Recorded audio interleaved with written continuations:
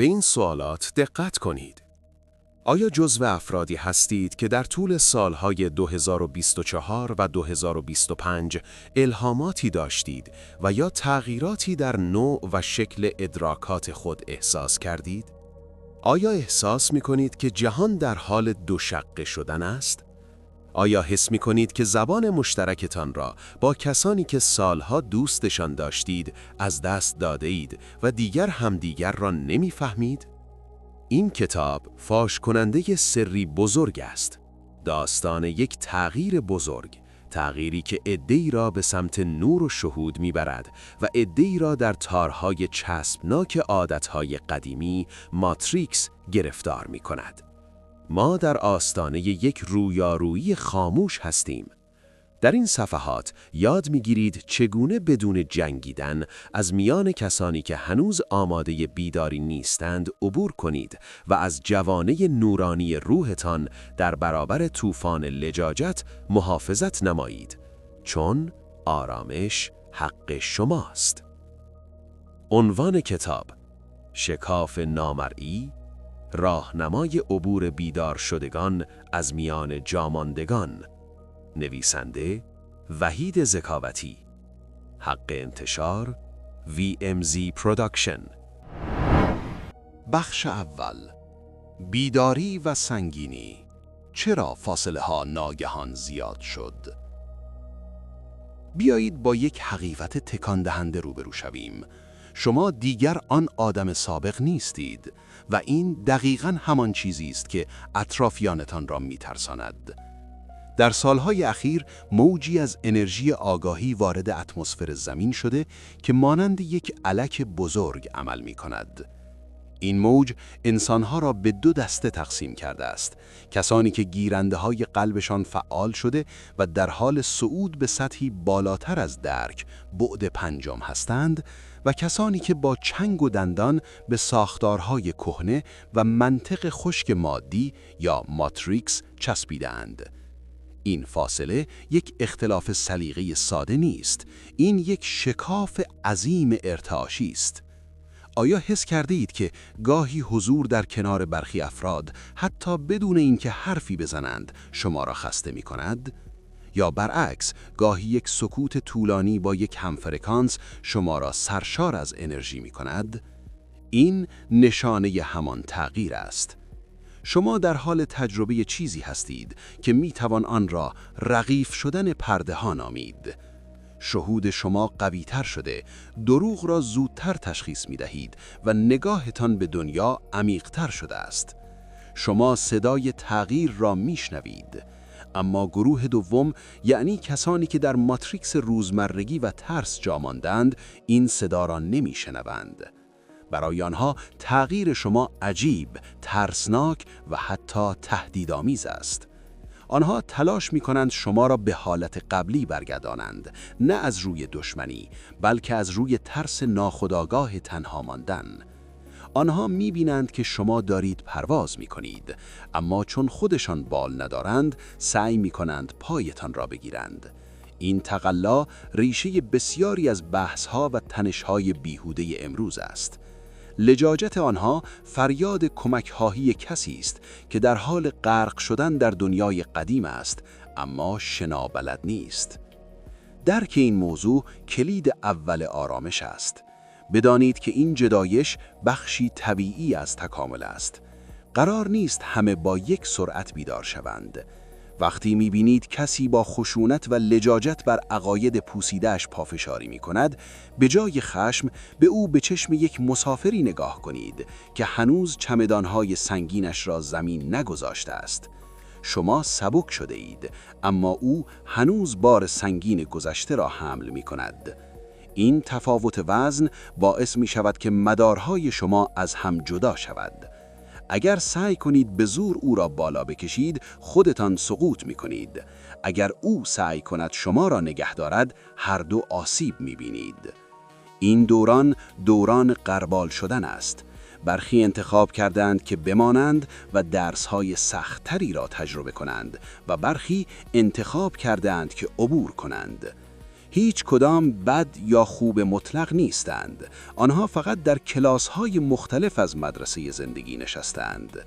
اما مشکل از جایی شروع می شود که شاگردان کلاس‌های مختلف می خواهند یکدیگر را مجبور کنند که درس‌های هم را بخوانند. اینجاست که استحکاک ایجاد می شود. استحکاکی که روح شما را می ساید و قلبتان را آزرده می کند. شما نیاز دارید که این دینامیک جدید را بشناسید. بدانید که چرا حرف‌هایتان شنیده نمی شود. کلمات شما از جنس نور و حس است، اما گوش‌های آنها فقط با منطق سخت و ترس تنظیم شده است. این دو زبان به سختی به هم ترجمه می شوند. وقتی این شکاف را بپذیرید، ترس و استرس ناشی از فهمیده نشدن جای خود را به یک شفقت عمیق می دهد. شما دیگر نمی جنگید تا ثابت کنید. شما فقط تماشا می کنید و درک می کنید. این نگاه جدید اولین لایه محافظتی شما بر برابر امواج منفی است. شما در حال تبدیل شدن به ناظری آگاهی هستید که می‌داند هر کس در کجای مسیر ایستاده است. نفس عمیقی بکشید. شما تنها نیستید. شما فقط زودتر بیدار شده اید و این پیشگامی هزینه دارد، اما پاداشش آرامش ابدی است. بخش دوم، رقص ناهماهنگ، مدیریت بحران در برخورد دو دنیا. حالا که فهمیدیم ریشه این جدایی چیست، باید بدانیم در میدان عمل چه رخ می‌دهد. وقتی یک انسان بیدار، یعنی شما، با یک انسان جامانده در ترس، یعنی لجوج برخورد می‌کند، یک گردباد انرژی شکل می‌گیرد. آنها ناخودآگاه جذب نور شما می‌شوند، اما چون ظرفیت دریافتش را ندارند، این نور چشمانشان را می‌زند و واکنش تهاجمی نشان می‌دهند. اینجاست که بحران شکل می‌گیرد. آنها سوال می‌پرسند، اما نه برای دانستن. آنها می‌پرسند تا حفره‌های ترس خودشان را با انرژی شما پر کنند. بحث با آنها مثل تلاش برای توضیح دادن رنگ رنگینمان به کسی است که عینک سیاه به چشم زده و قسم می‌خورد دنیا سیاه است. در این سالهای حساس، بسیاری از دوستی‌ها، روابط فامیلی و حتی ازدواج‌ها تحت فشار این ناهماهنگی قرار می‌گیرند. شما از عشق و یگانگی حرف می‌زنید، آنها از قضاوت و جدایی. شما به دنبال آرامش هستید، آنها به دنبال هیاهو. این تضاد اگر مدیریت نشود به فرسایش شدید روح لطیف شما منجر می شود. کسانی که در ماتریکس مانده‌اند ابزاری جز کلام و منطق خطی ندارند، پس سعی می کنند شما را به زمین بازی خودشان بکشانند، زمینی که در آن برنده شدن در بحث مهمتر از کشف حقیقت است. خطر بزرگ اینجاست. اگر شما وارد این بازی شوید، ارتعاش خود را پایین می آورید. وقتی سعی می کنید با استدلال و فریاد کسی را بیدار کنید، در واقع دارید از فرکانس بعد پنجم، یعنی عشق و پذیرش، به فرکانس بعد سوم، یعنی جنگ و دوگانگی سقوط می کنید. شما خسته می شوید، سردرد می گیرید و احساس می کنید قلبتان فشرده شده است. این علائم هشدارهای سیستم هوشمند بدن شماست که فریاد می زند مسیر اشتباه است، بازگرد. اما راه حل چیست؟ شناسایی و تفکیک. شما باید یاد بگیرید که آدمها را نه بر اساس نسبت خونی یا سابقه دوستی، بلکه بر اساس آمادگی روحی دسته‌بندی کنید. دسته اول، خواب رفتگان سنگین. اینها کسانی هستند که لجاجتشان سپری برابر ترس است.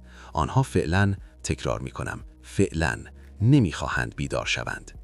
بیداری برای آنها دردناک است، چون باید با تمام اشتباهات گذشته‌شان روبرو شوند. دسته دوم، بیداران گیج.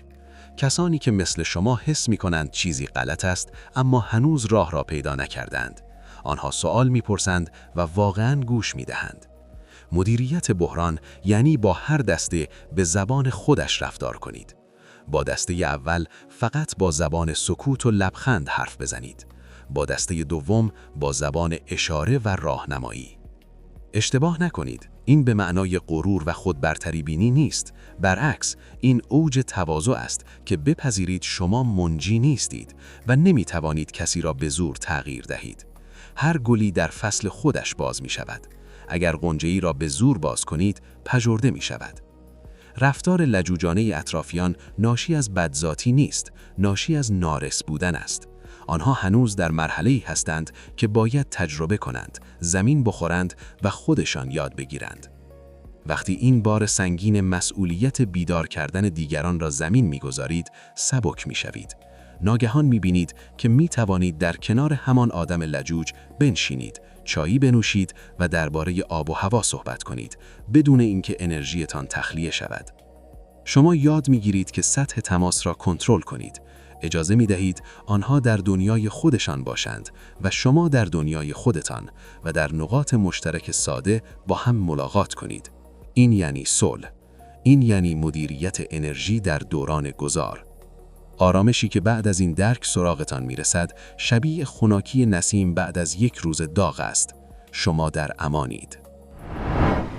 نکته مهم: رازهایتان را فقط به کسانی بگویید که با شما هم فرکانس هستند. بخش سوم: محافظت از گنجینه. چگونه شهود خود را پنهان کنیم؟ آیا می دانستید که گفتن رازهای درونی به افراد اشتباه می تواند دروازه های شهود شما را برای همیشه ببندد؟ بزرگترین خطری که افراد در حال صعود و بیداری مثل شما را تهدید می کند، پدیده‌ای به نام افشای زود هنگام است.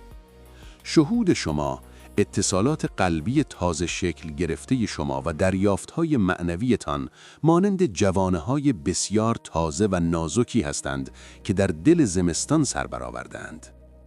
این جوانه‌های لطیف را در معرض طوفان قضاوت، تمسخر و منطق خشک افراد جامانده قرار دهید، زیر پای آنها له می‌شوند و می‌شکنند. در این بخش حیاتی یاد می‌گیریم چطور یک غلاف نامرئی و قدرتمند دور آگاهی خود بکشیم. افرادی که هنوز درگیر منطق مادی هستند، انرژی بسیار سنگین و متراکمی دارند.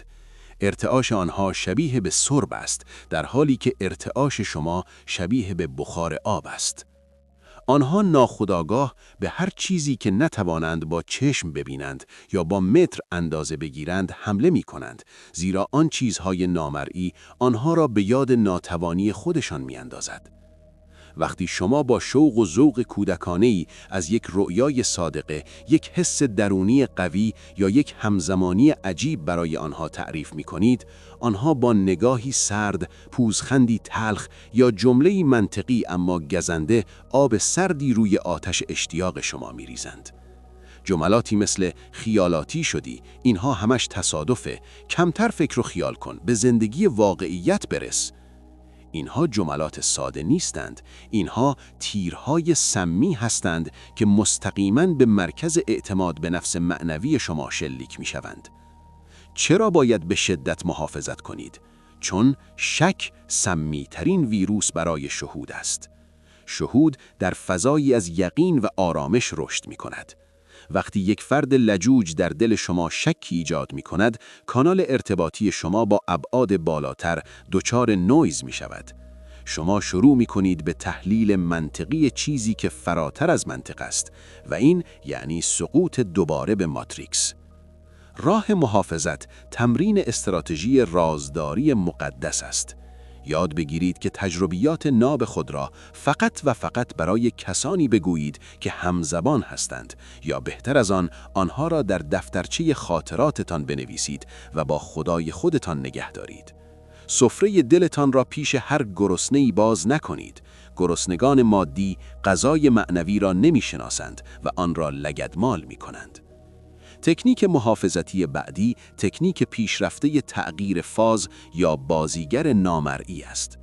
وقتی در جمعی هستید که ارتعاش پایینی دارند، غیبت می کنند، ناله می کنند، لجاجت می کنند، تصور کنید که شما یک تماشاچی سینمایید، نه بازیگر آن فیلم. خودتان را از نظر احساسی از صحنه جدا کنید. لبخند بزنید و سر تکان دهید، اما قلبتان را با بحث گره نزنید. تصور کنید یک حاله نورانی نقره‌ای و آینه‌ای دور بدن شماست که از بیرون آینه است و از درون شیشه. این حاله اجازه می‌دهد صداها وارد شوند، اما انرژی منفی و قلاب‌های آنها را منعکس می‌کند. در این دوران شما مثل کسی هستید که الماس بزرگ آگاهی را در جیب دارد و ناچار است از کوچه‌هایی عبور می‌کند که پر از راهزن یعنی انرژی خاران هستند. این راهزنان لزوماً آدم‌های بدی نیستند، آنها فقط گرسنه نور و انرژی هستند و چون خودشان نمی‌توانند تولید کنند می‌خواهند بدزدند. اگر الماستان را نشان دهید حمله می‌کنند.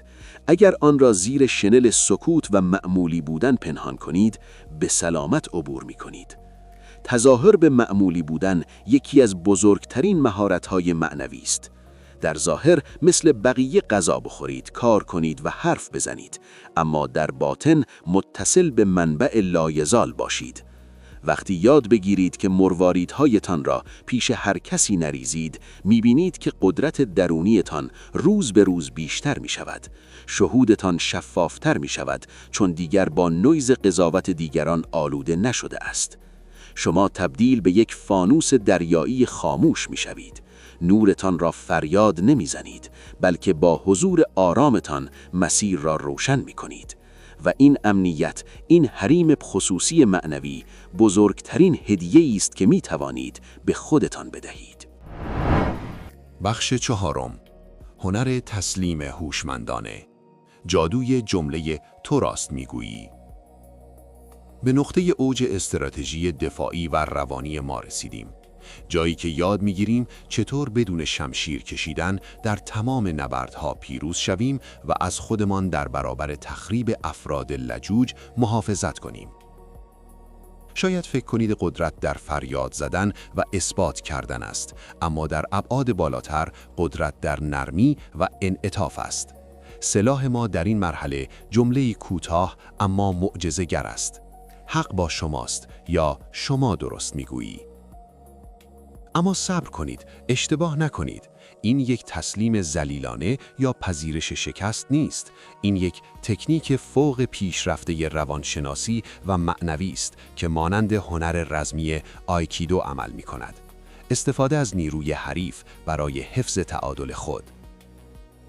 وقتی کسی با لجاجت و تعصب بر یک عقیده اشتباه پای فشاری می کند، او در واقع در حال ساختن یک دژ و دیوار دور خودش است تا احساس امنیت کند. او منتظر حمله است. تمام عضلات ذهنیش منقبض شده اند تا با شما بجنگند. وقتی شما با او مخالفت می کنید، او آجرها را محکمتر می چیند و انرژی می گیرد. اما وقتی با آرامش به چشمانش نگاه می کنید و می گویید زاویه دید تو هم جالبه، شاید حق با تو باشه، شما در واقع زیر پای او را خالی می کنید. چه اتفاقی می افتد؟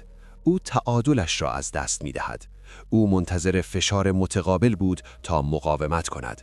قانون سوم نیوتن. وقتی فشاری از جانب شما نیست، لجاجت او جایی برای تکیه کردن ندارد و فرو می ریزد. شما با این کار او را خلع سلاح کرده اید بدون اینکه حتی صدایتان را بالا ببرید. این روش برای شما دستاوردی عظیم به نام ذخیره حیاتی انرژی می آورد.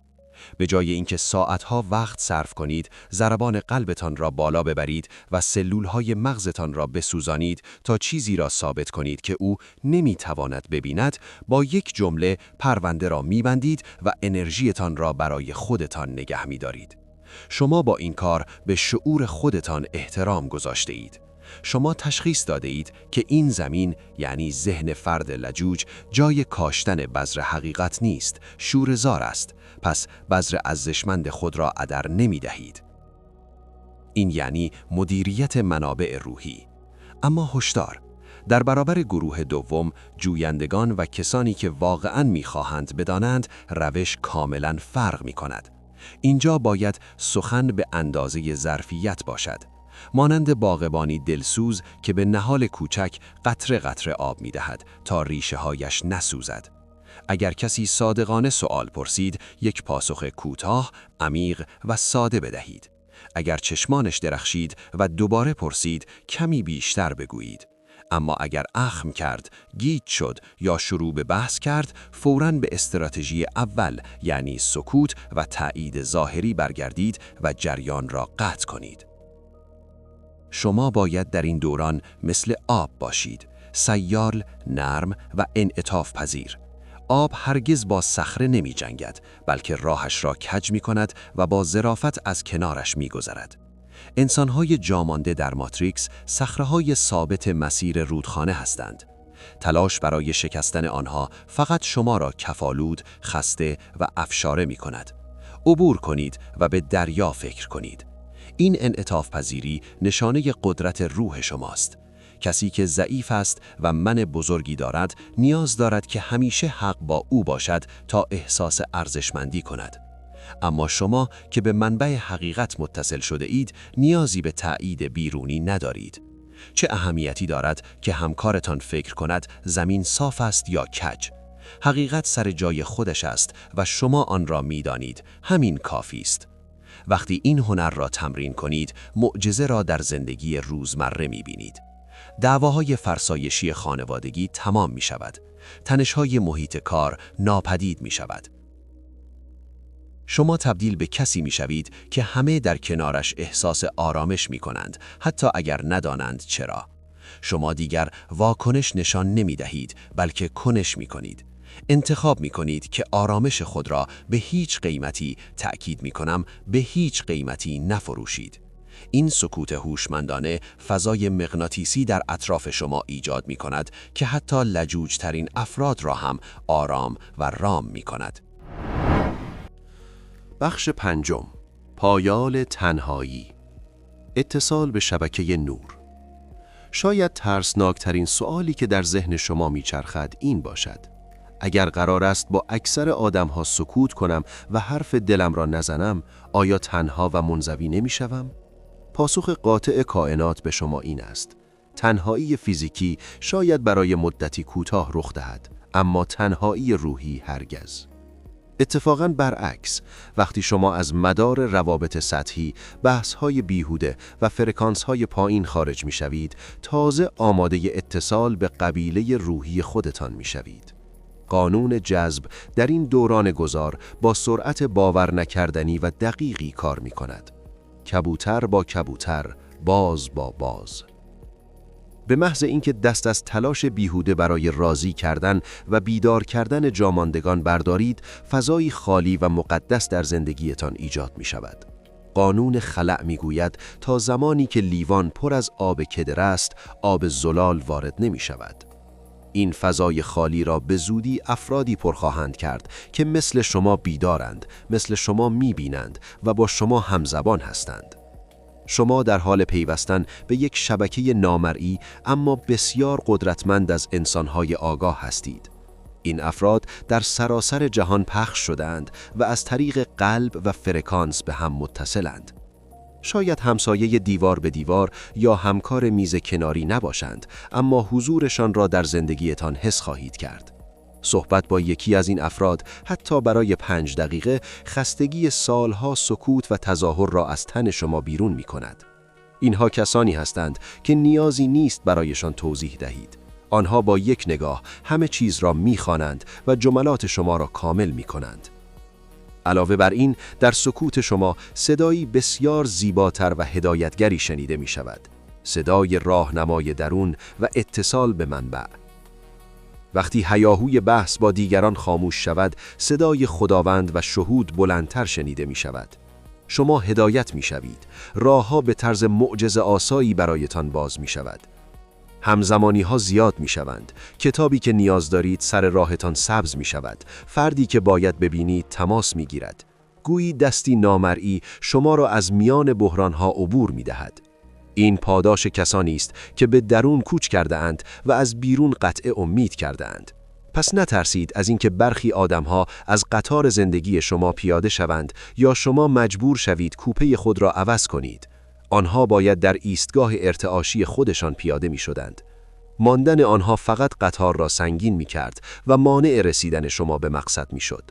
بگذارید با عشق بروند. جا را برای مسافران جدید باز کنید. مسافرانی که همسفر واقعی مسیر نورند. شما در حال ساختن بهشتی کوچک و شخصی در میان آشوب جهان هستید. پناهگاهی امن که در آن نه لجاجتی هست، نه جنگی برای اثبات عقیده و نه ترسی از قضاوت. در این پناهگاه شما پادشاه و ملکه دنیای خودتان هستید. می توانید با عشق به دیگران یعنی جاماندگان نگاه کنید، برایشان از دور دعا کنید، اما اجازه ندهید انرژی سنگین و چسبناکشان وارد معبد وجودتان شود. تنهایی بیداران تنهایی نیست، خلوت با شکوه است، خلوتی که در آن شما با تمام کائنات یکی می شوید. لبخند بزنید. شما از سخت‌ترین مرحله عبور کرده اید. اکنون زمان لذت بردن از این آگاهی در سکوتی با شکوه و ارتباطی عمیق با همقبیله‌های واقعی است. شما به خانه رسیده اید و دیگر هرگز تنها نخواهید ماند. نتیجه گیری، صعود در سکوت، جمع‌بندی نهایی نقشه راه. شما اکنون در انتهای این سفر آگاهی بخش ایستاده اید، اما در واقع این پایان نیست، بلکه آغاز یک زندگی جدید با چشمانی کاملاً باز است. ما در این خطاب قدم به قدم از تاریکی بحث‌های فرزایشی به سمت نور سکوت هوشمندانه حرکت کردیم. بیایید بار دیگر از قله به مسیری که طی کردیم نگاه کنیم تا این آموزه‌ها در ناخودآگاه شما حک شود و برای همیشه به بخشی از غریزه معنویتان تبدیل گردد. ما در بخش اول ریشه شکاف عمیقی که در جهان امروز شکل گرفته را کالبد شکافی کردیم. فهمیدیم که چرا دنیا به دو شقه تقسیم شده است. گروهی که در حال صعود به بعد پنجم و بیداری شهودی هستند و گروهی که در ماتریکس ترس و لجاجت جا ماندند. آموختیم که این یک اختلاف نظر ساده نیست، بلکه یک تفاوت فرکانسی عظیم است. لجاجت اطرافیان را نه به عنوان دشمنی، بلکه به عنوان واکنشی دفاعی در برابر نوری که تابیده درک کردیم. این درک اولیه خشم ما را به شفقت تبدیل کرد و فهمیدیم که چرا دیگر کلمات ما به گوش آنها نمی رسد. در بخش دوم وارد میدان عمل شدیم و مدیریت بحران را آموختیم. یاد گرفتیم که چگونه میان خواب رفتگان سنگین و بیداران گیج تفکیک قائل شویم. متوجه شدیم که وارد شدن به بازی بحث با افراد لجوج یعنی سقوط آزاد ارتعاشی است. ما استراتژی شناسایی و فاصله را تمرین کردیم تا بفهمیم با هر کس باید با چه شدتی برخورد کرد. آموختیم که صلح درونی ما بسیار ارزشمندتر از پیروزی در یک بحث کلامی بیهوده است. در بخش سوم بر محافظت از گنجینه شهود تمرکز کردیم. آموختیم که جوانه‌های بیداری ما در ابتدای راه بسیار شکننده‌اند و نباید آنها را در معرض طوفان قضاوت دیگران قرار دهیم. تکنیک‌های رازداری مقدس و تغییر فاز را یاد گرفتیم تا بتوانیم مرواریدهایمان را از گزند راهزنان انرژی حفظ کنیم. فهمیدیم که عادی بودن در ظاهر می‌تواند بهترین پوشش برای یک پادشاه معنوی در باطن باشد. در بخش چهارم به سراغ سلاح نهایی رفتیم. جمله جادویی حق با شماست. یاد گرفتیم که چگونه با نرمی سخت‌ترین دژهای لجاجت را فرو بریزیم. این تسلیم نبود، بلکه اوج قدرت و مدیریت انرژی بود. آموختیم که مثل آب باشیم و با صخره نجنگیم، بلکه از کنارش عبور کنیم. این بخش به ما یاد داد که چگونه با سکوت آگاهانه کنترل هر محیطی را در دست بگیریم بدون اینکه کلمه‌ای اضافه بگوییم. و در بخش پنجم به مژده بزرگ رسیدیم، پایان تنهایی. فهمیدیم که خلوت ما جاده است به سمت قبیله روحی واقعی. آموختیم که کائنات هرگز ما را تنها نمیگذارد و به محض خالی شدن ظرف زندگیمان از آدمهای سمی آن را با دوستان همفرکانس و هدایت الهی پر می کند. یاد گرفتیم که سکوت تنهایی نیست، بلکه پیوند با منبع هستی است. حالا شما یک انسان بیدارید که به سلاح تشخیص مجهز شده اید. دیگر نباید از لجاجت دنیا بترسید. شما می‌دانید که در این رویارویی بزرگ میان قدیم و جدید وظیفه شما جنگیدن نیست، بلکه حضور آرام است. شما با هر بار سکوت در برابر یک فرد لجوج نه تنها از خودتان محافظت می‌کنید، بلکه به اون فرد هم بزرگترین درس زندگیش را می‌دهید. درس سکوت. شما با بالا نگه داشتن ارتعاش خود در حال لنگر انداختن نور در این پلانت هستید.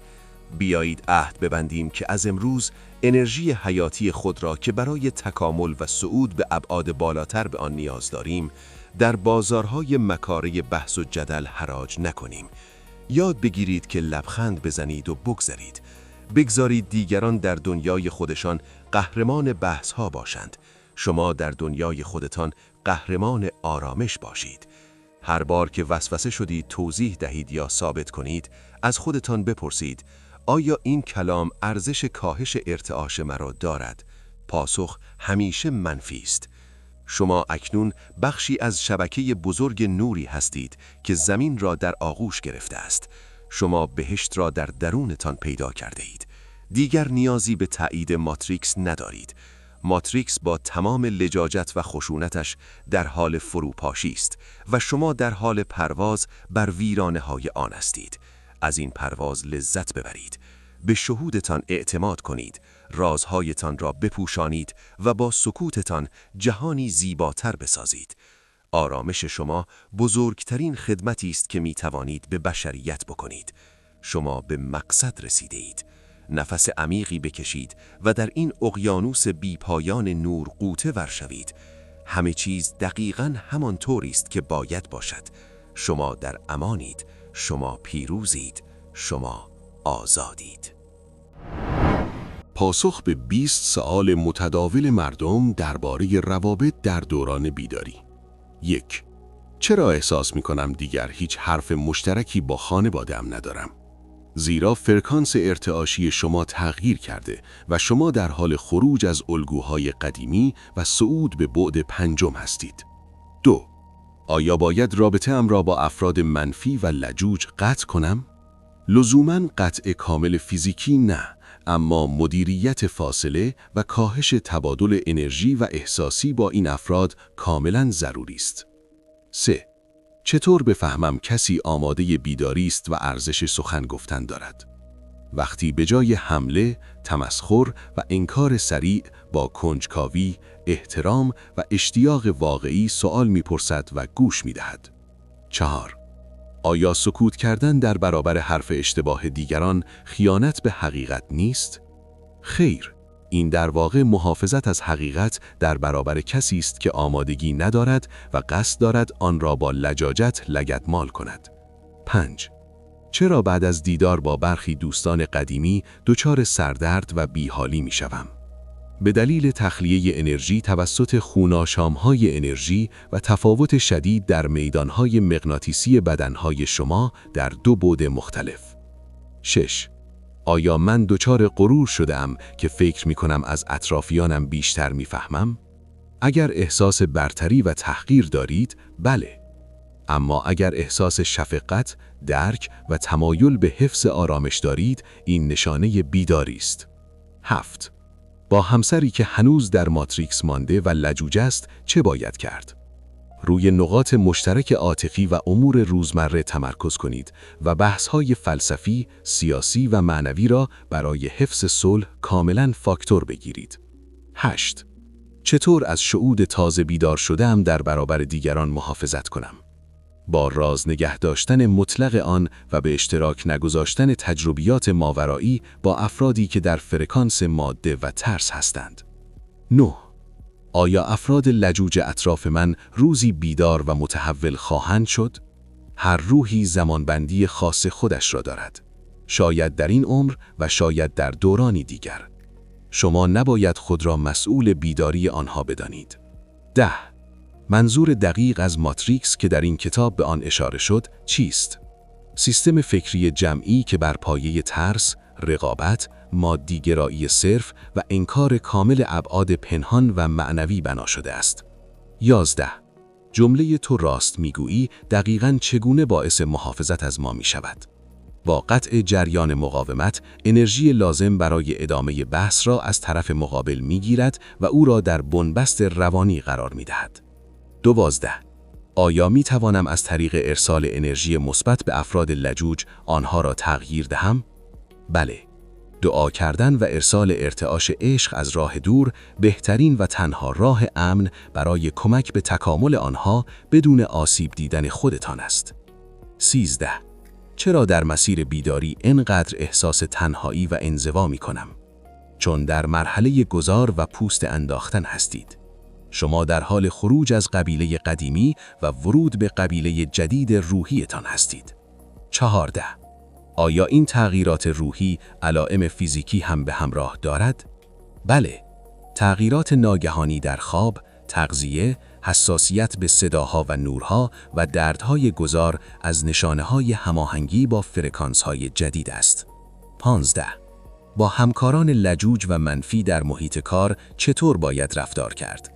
بسیار رسمی، مؤدبانه، با جملات کوتاه و بدون درگیر کردن کوچکترین ذهنیت یا احساس شخصی. استراتژی سنگ خاکستری. 16. آیا باید جلو دیگران تظاهر کنم که هنوز مثل آنها فکر می کنم؟ در حد ضرورت و برای حفظ آرامش و امنیت خود بله. اما در حریم باطن خود همواره هوشیار و متصل به منبع بمانید. 17. نشانه و پارامتر اصلی یک انسان واقعاً بیدار شده چیست؟